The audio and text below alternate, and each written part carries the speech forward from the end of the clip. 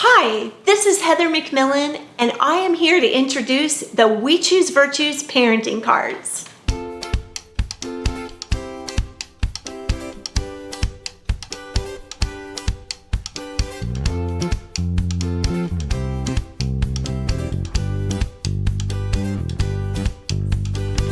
I am most excited about this part of our system because it is the foundation. Different from all of our other products, this is the pre-teaching tool. This is the tool you start with before you ever get into a situation where you need character. There are so many intricate elements to it that layer one upon another. In other words, you sit down and learn about character. You learn what it is and how to use it, all before you ever need it.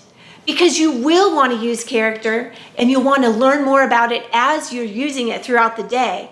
But to start at the beginning of every day, focusing on the virtue you're going to need, that is what this parenting card is all about. So let's get into the different elements of what is included in the card on the front and on the back. On the front of the card are 5 elements. The first one is the I am catchphrase. I am content. I'm honest, I'm diligent.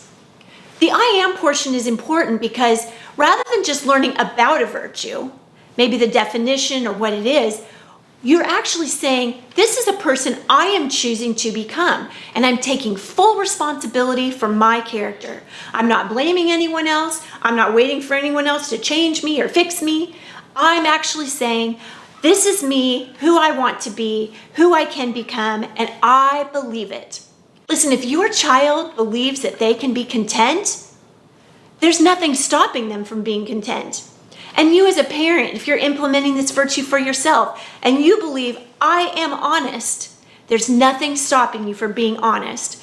So when you teach these virtues, always start with I am before you say the virtue to constantly be reinforcing that concept of personal ownership.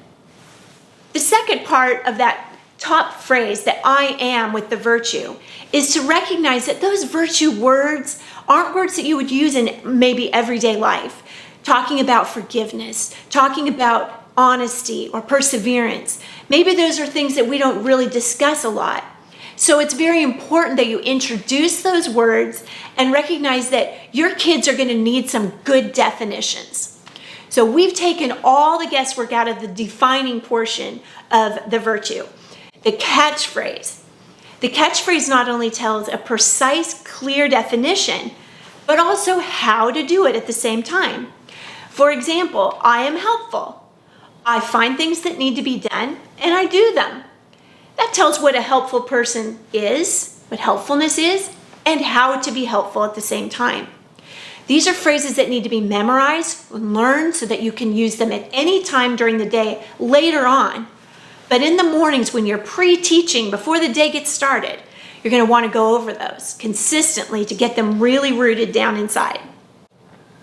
The next element on the front of the parenting card are the antonyms. You'll notice them because they'll start out with I am not.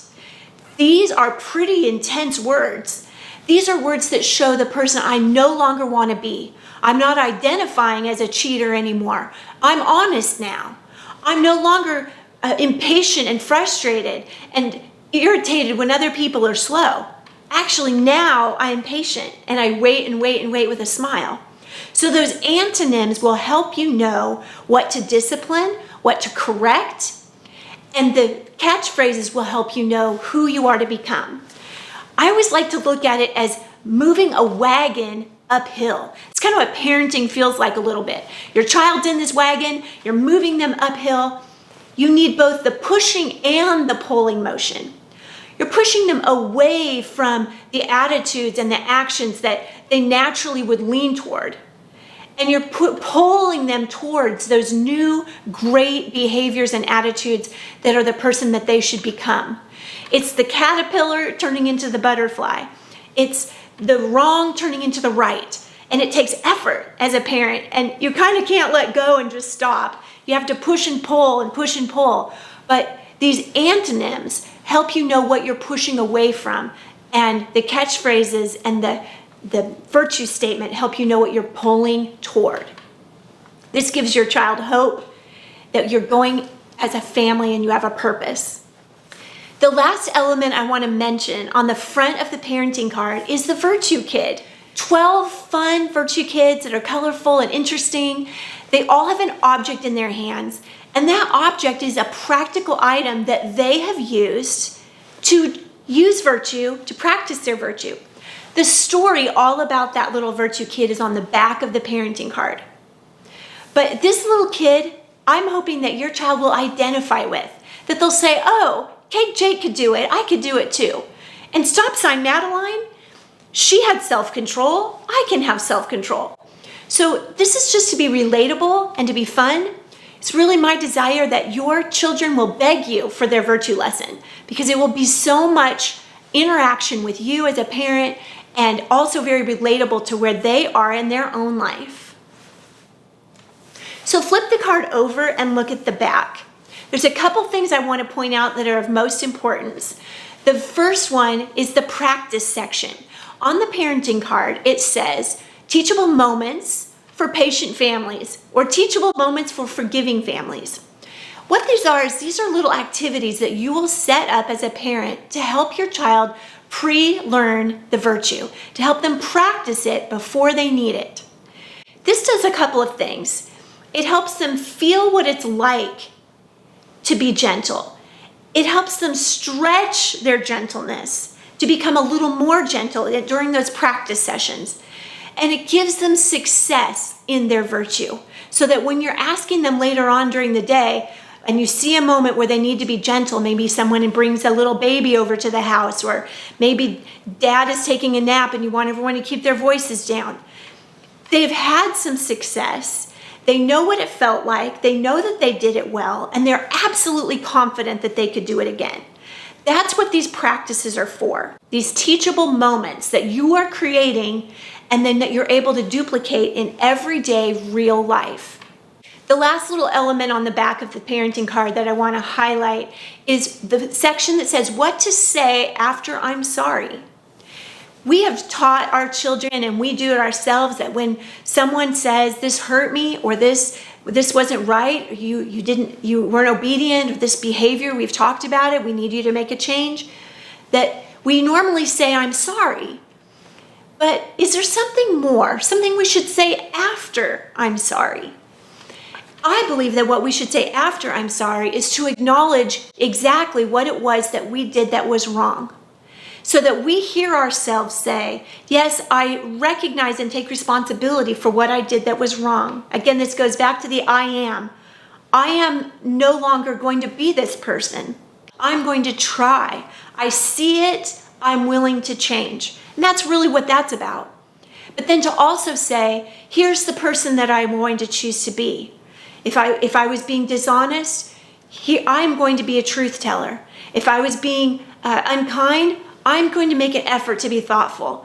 And so we are giving our child an opportunity to verbalize to the person that they'd offended that this is the change that they are willing to make because they see that they did something wrong. You know, if we never see it, it's really hard to change. If we never verbalize it and acknowledge it, it's really easy to just make mental excuses and to walk away grumbling, saying, oh, I got in trouble and I didn't deserve it. So to sit there and really say, which one of these antonyms was the problem? I'm going to actually acknowledge that and make amends for it. And so that is the what to say after I'm sorry segment. In total, the front and back of this parenting card is really an excellent way for you to instill virtue, not just understanding what the definitions are and how to do it, but actually to practice it, to prepare your child for the rest of the day, the rest of the month, the rest of their childhood, the rest of their life. Imagine the effect this will have on their marriage, on their job, on all the relationships and responsibilities that they have going forward in their future. You know, you are putting your children on a strong foundation if you are instilling character inside of them.